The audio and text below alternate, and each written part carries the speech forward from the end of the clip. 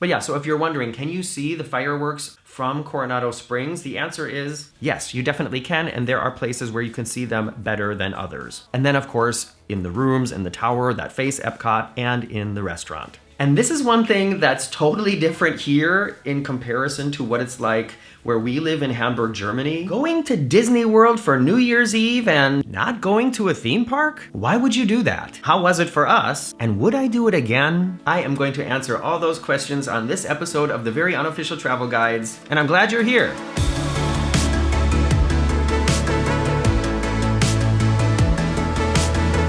I'm Morgan from the Very Unofficial Travel Guides. I have been making travel videos for over 15 years here on YouTube of popular and not so popular tourist destinations to give you a very honest, unofficial look at what it's like to be there. And some of the first videos that I made on YouTube were about Disney World from Coronado Springs. And that is where we are here today. We arrived on December 30th, 2023 and spent New Year's Eve here in Coronado Springs Resort. And I know this video is about a very specific topic that is not going to really interest a lot of my regular viewers out there. So regular viewers, if you are still watching, thank you so much for watching this far, and everybody else, I'm glad I can help you maybe make your decision if you want to spend New Year's Eve in a Disney resort or not. When we woke up on the 31st, the first thing that we did was hustle over to the Walmart Supercenter, which is just south of Animal Kingdom Lodge. We figured if we get there early, maybe we can avoid the New Year's Eve rush of everybody going out to shop for their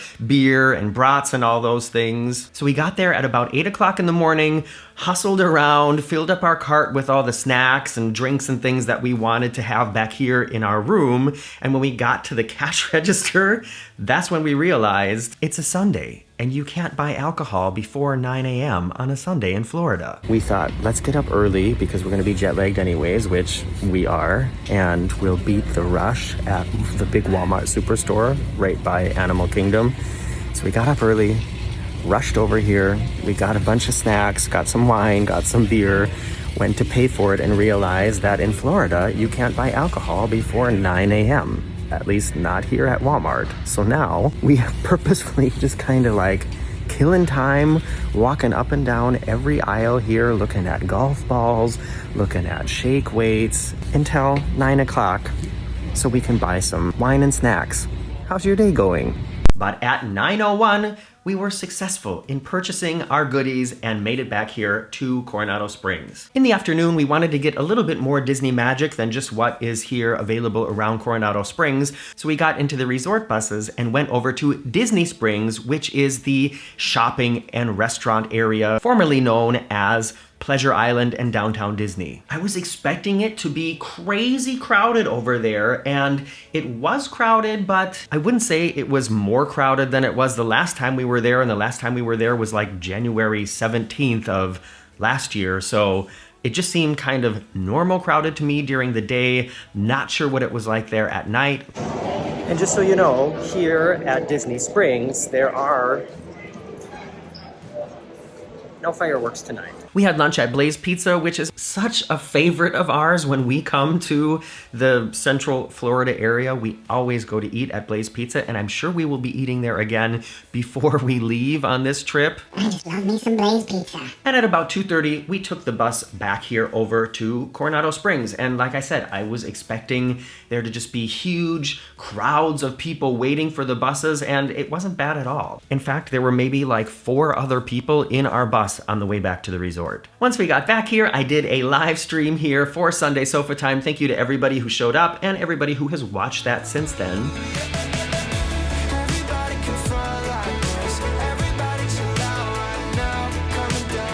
Back here in the corner, they are roasting marshmallows, and the marshmallows are complimentary, but if you want to make some s'mores, those are also available for purchase. And the s'mores cost $7 plus tax. Also, sangria is available. And otherwise here at the pool area, there's really not a lot happening at this moment, but that might also be because it's 48 degrees. Thanks, Florida. There is the Gran Destino Tower, still with a little bit of Christmas lights on it. And I mean, come on, look at the reflection there. That's amazing. We're on one of the bridges here, and over here is the Three Bridges area. I want to see what's happening there. As you can see, on one of the three bridges, there is not a lot going on, but not like this is a place to hang out, but I just wanted to show you that there's not people walking around here all over the place. Villa del Lago is what it's called, of course. And it does look like there are some people waiting for a table, but like I said, it's cold outside and this is all outdoor seating and it's not a party atmosphere, but it might be later. We'll see. And in the evening hours, we went over to the Maya Grill, which in all the 5 or 6 times that we have stayed here at Coronado Springs, that is probably the only restaurant that we have not visited yet. And the food was pretty excellent, and I was just surprised at how big this restaurant is inside. I don't know what I was expecting, but I wasn't expecting it to be this huge, very nicely themed restaurant space. However, the area where we were seated, the tables were quite close together, and at the table next to us, it was a young family with 2 really cute little kids, but the smallest kid was kind of ornery, so the parents did what a lot of parents do nowadays, and they put an iPad in front of the kid to keep him occupied, but they had the volume up on this thing at like maximum level, and there was a live guitar player in the restaurant, you know, like making guitar atmosphere, and it was extremely disturbing that they had this, I don't know, it was some kind of like Disney cartoons happening. Not the fact that the kid was watching the cartoons, the fact that they had it on so loud. So we split guacamole, we both had entrees, and we both had an alcoholic drink, and our dinner came to, with tip, around I think $117, which that's Disney, you know? I think there are other Mexican restaurants within like a 20-minute drive that are probably just as good as Maya Grill was and cost 40% less maybe. But one advantage of just staying here is we could walk there and walk back and didn't have to worry about, should we drive after having a glass of wine? Should we drive after having a margarita? The answer is no, and we didn't. It's about 20 past 9. We're done with dinner, and Maya Grill was so good. I wasn't expecting, it's not that I wasn't expecting it to be that good, but what I wasn't expecting is that the restaurant itself inside is so big.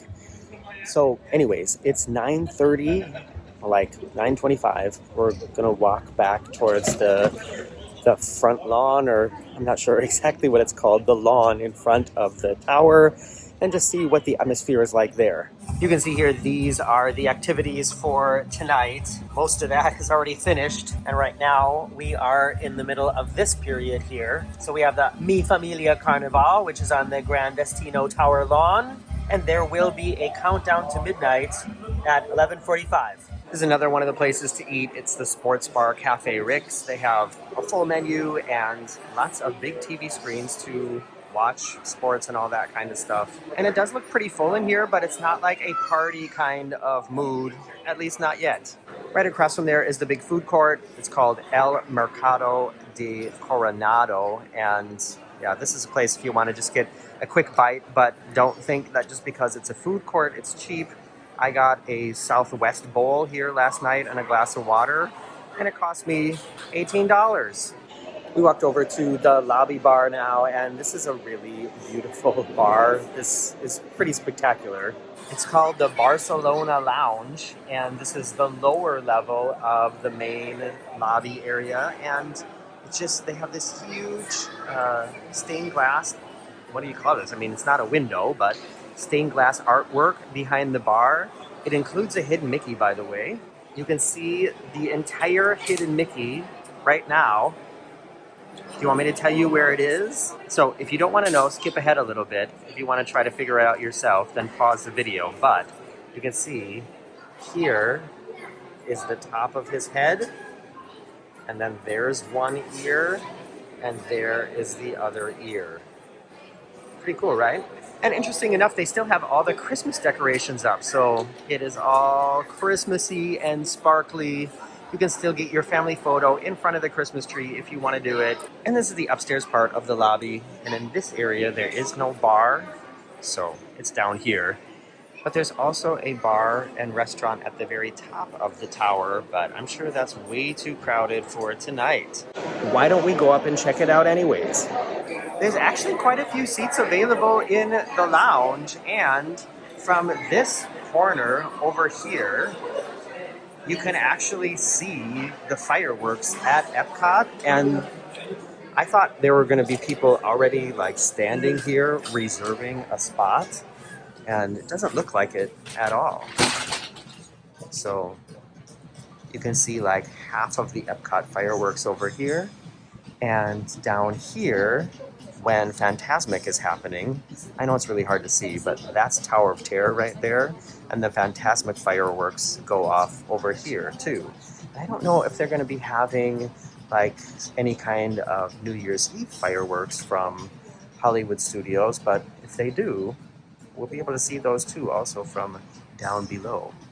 And then we arrived at this time of evening where it's really just all about staying awake until at least midnight. And there are activities planned here at the resort. We knew that there would be things happening, and there are several sort of little hot spots around the resort. We checked out what was going on at the lawn in front of the tower. We went up in the tower to see what is going on in the restaurant up there and over in the lounge. And I was surprised that at least in the lounge at the time that we went up there, it was mostly adults, which was a welcome change, but the atmosphere was very chill, and we were kind of interested in more of like a party vibe. And down in front of the lawn, the DJ was doing a really good job at trying to get everybody active and animated, but this dance party DJ thing was basically just the adults standing around the edge and the kids running around, playing with hula hoops, playing football, playing tag.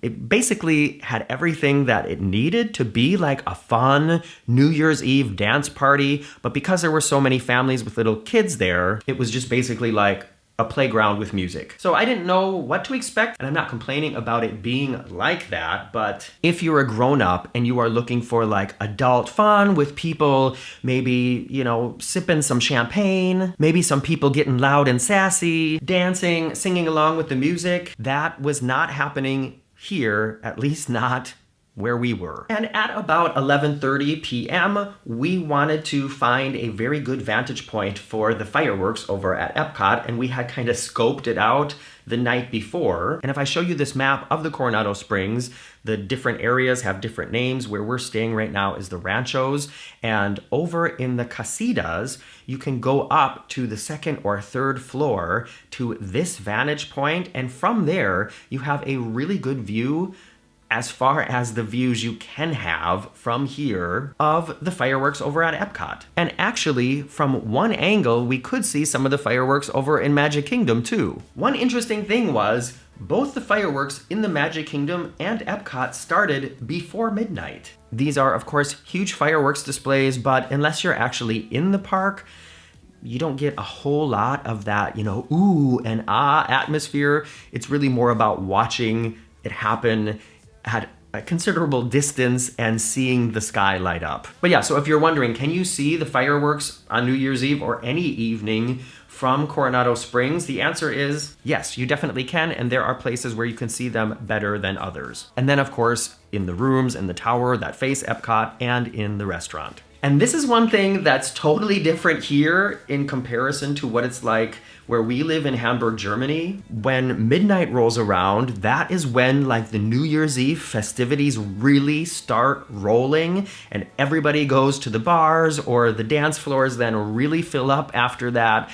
That's like when the party like really starts. Here at about 12:07, lights were on, music was off, and everybody's going to bed. And I wanted to know, because it's been so long since I've been in the United States for New Year's Eve, is that kind of what it's like everywhere in the USA, or is that just what it's like here at Disney? So yeah, we finished drinking our beers, walked back over to our room, and we were in bed by like midnight 35. And that was our experience here at Coronado Springs. So I would definitely like to try to do New Year's Eve at Disney again, but I wouldn't stay at just a resort and try to party here because, unless you have little kids, it's really not happening here. If you do have little kids, staying in the resort is a great way to do it. There's plenty of activities going on. There's swimming, there's roasting marshmallows, there's